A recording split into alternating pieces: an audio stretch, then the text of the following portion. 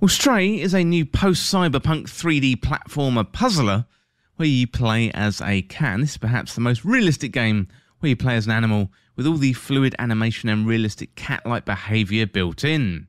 Now, Stray piqued a lot of interest when it was first shown off at State of Play back in 2021, and it's finally released on PlayStation and PC. Well, the narrative in Stray is relatively straightforward. This is a post-cyberpunk world where humanoid robots live or have lived and cower in fear in sight of something that's actually living.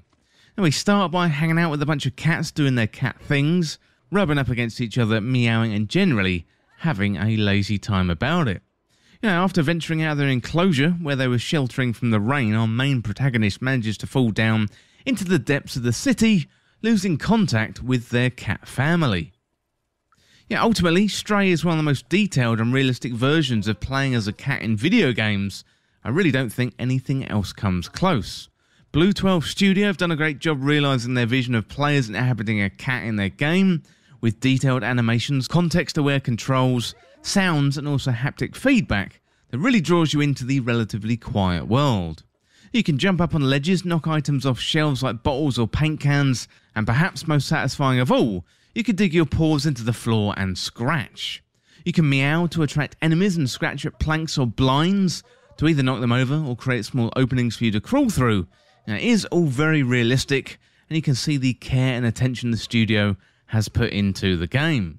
So exploration is the name of the game, and there's very little dialogue, if any. And as soon as you drop into that city with a hard thud after the opening scene when you lose your cat family, you are encouraged to explore. The controls are simple, they're easy to understand and contextual as well.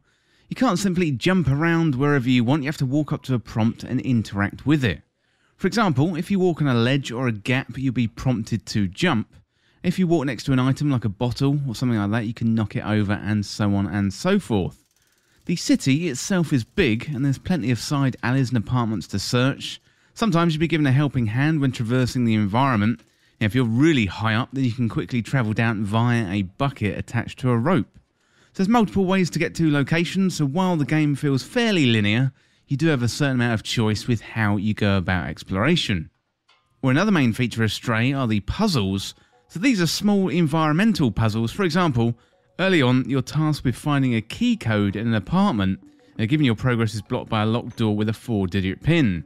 It's then your job to search the apartment for the code, and the puzzles reminded me of the shrines in Breath of the Wild. And they're small, contained puzzles, and they offer up a little bit of brain exercise. Another good example early on is where you need to find 4 plugs in a room, and they're hidden in various places.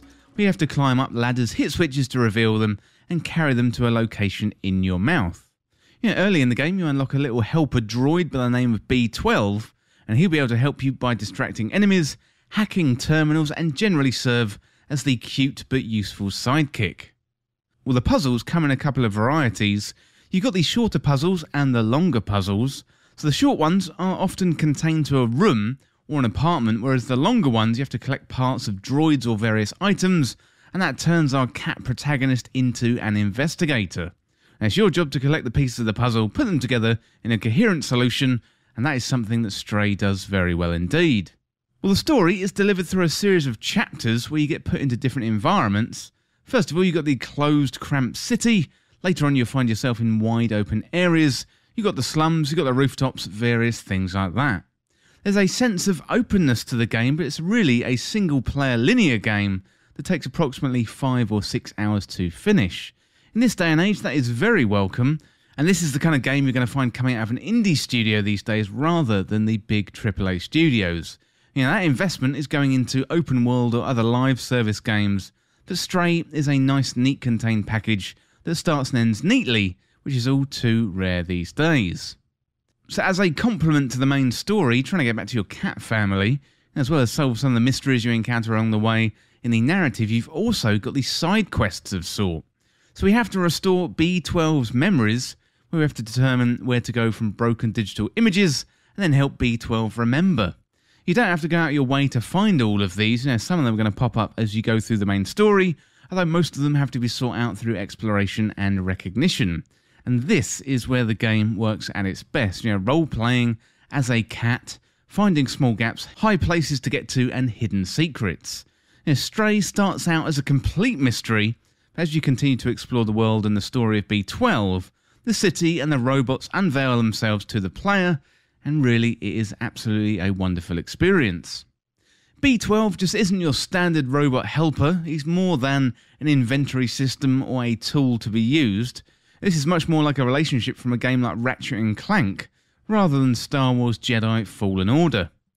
B12 isn't the only robot that we meet throughout the game, and you're going to encounter robots called the Outsiders, robots who want to escape and find themselves a better existence, as the weight of the city and society long dead weighs down upon them.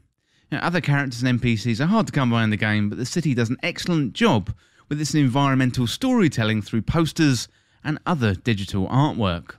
Stray tells the story of survival through the eyes of a small cat, whether it's our feline trying to find their family, or the desperate robots trying to carve out a new existence. Well, Stray is a wonderful little indie game, where you see the world through the eyes of a small feline creature. The journey along the way is touching, albeit rather short. There isn't a game out there that allows you to roleplay as a cat in the same way as this.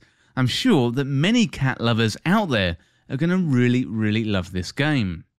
Based on the reaction on social media, it looks like real-life cats are also interacting with screens, thinking the cat from Stray is real, and it is very touching seeing these videos and these images.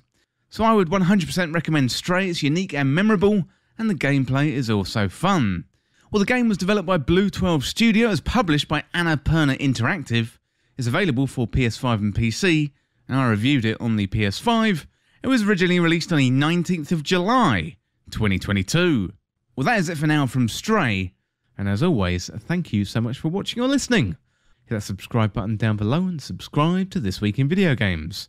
Or you can check me out on Twitter at TWIVG Podcast. If you enjoyed this video, found it useful, liking and sharing the video would really help me out. Otherwise, check out the other videos on the channel. Well, thanks again, and I'll see you soon.